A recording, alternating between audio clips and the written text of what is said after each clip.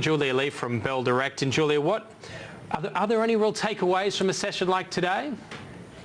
I think today has been quite a bad pullback, down 1.4%, especially given that the leads overnight were positive.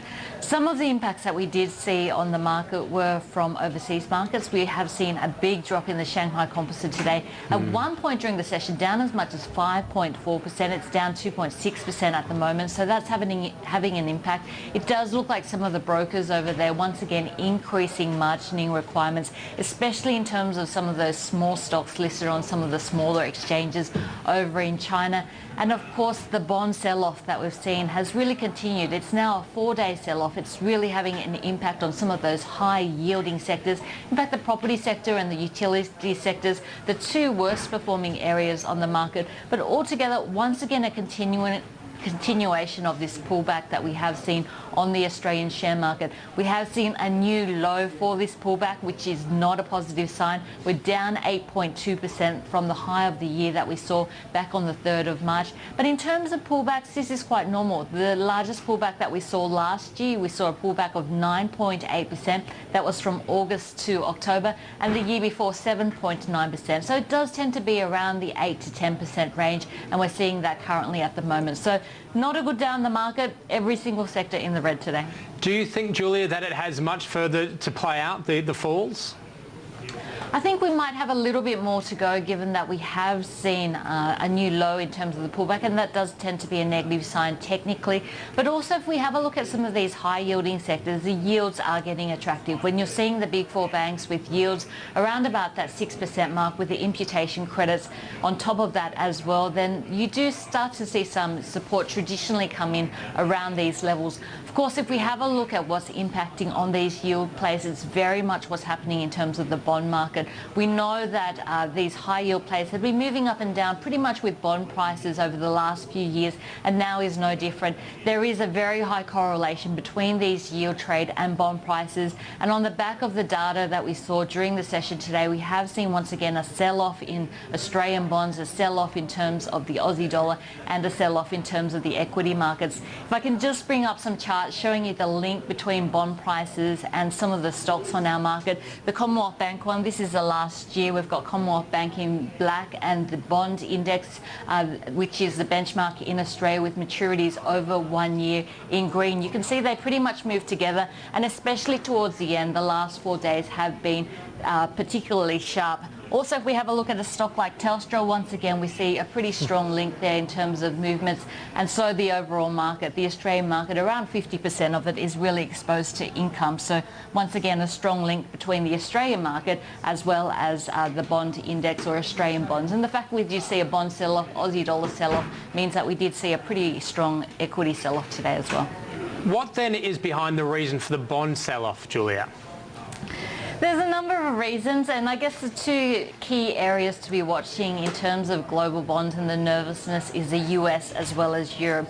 In terms of the US, is this talk around expectations that interest rates will be raised this year. The market's very nervous about that, and it is causing some volatility. So this bond trend that we've seen has actually been in place for 33 years. Since 1982, we have seen bond prices pretty much moving one way, and now we are starting to see a small reversal of that. So we are seeing record low yields in terms of long-term bonds, and of course we have seen bond prices moving up from 1982. So it's a massive 33-year trend that we're watching, and there is a lot of nervousness that we are seeing a reversal or an inflection point in that trend. So that's causing some volatility in terms of the bond market. So that's something that we will continue to watch. The other thing is, of course, Europe and this talk around Greece, also what's happening in terms of the Eurozone quantitative easing, growth expectations, and we did see Mario Draghi with some more comments which impacted on those European bonds overnight. So lots happening in terms of the global macro factors, which is really what we're watching here. We're watching the global macro factors, and then we're starting to look in on the domestic factors and some of the company fundamentals after that. Mike, the session, are you finding many opportunities at the moment on that value basis?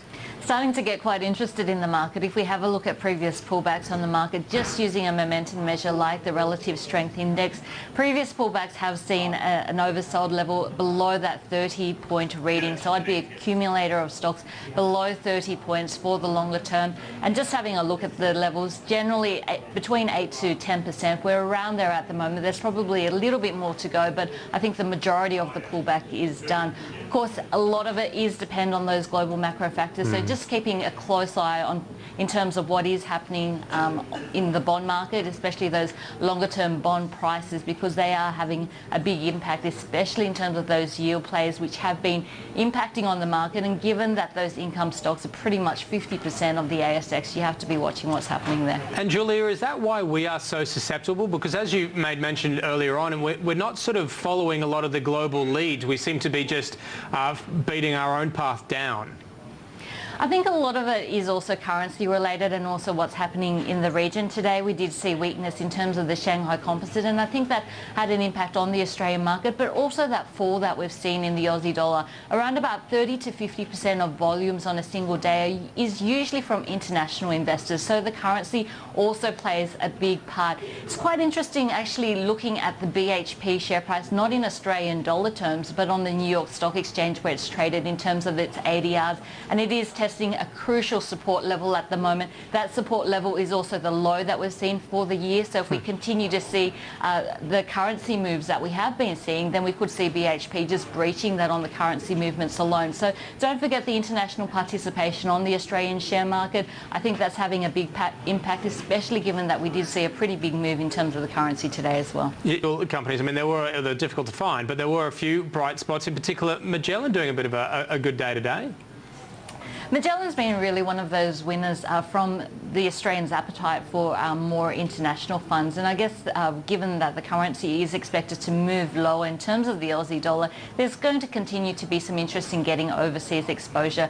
Magellan came out with its funds under management today and did see some strong support after it came out with those numbers, so the stock up almost 3% today. But it wasn't just Magellan. We also saw some support for BT Investments, which was up by 1.5%, and any of those stocks with international exposure did seem to perform well, probably on that lower Aussie dollar theme as well. Some of the safety stocks on the market, especially in the healthcare space, saw some strong support. We saw Fisher & Paykel, which is a healthcare stock, up by 2.4%. We also saw primary healthcare up by 1%, so a little bit of support in the healthcare space. And amazingly, we did see some retailers also doing well. Burson's, which is an automotive retailer, up by 2.7%. That stock's actually up 75% in the last 52 weeks. And also Harvey Norman was up by 2.4%. So there were a few bright spots on the market, not very many. I think only 2 stocks in the top 20 actually managed gains, one of those being QBE Insurance. But those companies with a positive exposure to that lower Australian dollar doing well, and some of those more safer, lower volatile and lower volatility in terms of cash flow stocks doing well as well.